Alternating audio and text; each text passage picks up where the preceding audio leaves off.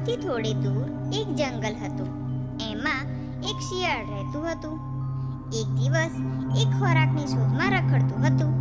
એવામાં એણે બે ઘેટાને જોર જોરથી લડતા જોયા. બંને એકબીજાની સામે ખૂબ જનુને જડ્યા હતા.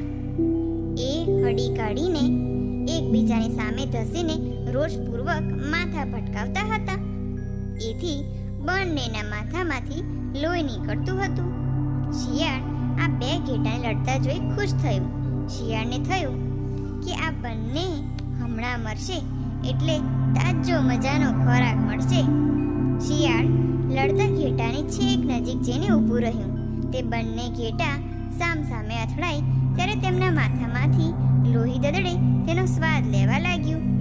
ઝાડ પર બેઠેલા કાગડાએ તેને ચેતવ્યું, પરંતુ શિયાળે કહ્યું, કાગડાભાઈ, અત્યારે તો તાજા લોહીનો સ્વાદ જ લઉં છું, પરંતુ થોડી વાર પછી તો આ બંને મરશે એટલે એમના શરીરનું તાજું માંસ પણ ખાવા મળશે.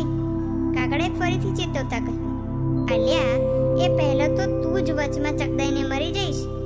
પણ તાજા લોહીનો સ્વાદ લેવાની લાલચમાં શિયાળે કાગડાનું ન માન્યું. એ વચમાં ઊભું રહ્યું હતું ત્યારે પેલા બે ઘેટા જુનૂનપૂર્વક ધસી આવ્યા અને સામ સામે જોરથી ભટકાયા. એ વખતે શિયાળ એમની વચમાં આવી ગયું અને ચકદાઈને મરી ગયું. કાગડાએ કા કા કરી પોતાના નાતભાઈઓને બોલાવ્યા. બધાએ ભેગા મળીને શિયાળના મૃતદેહની ઉજવણી કરી.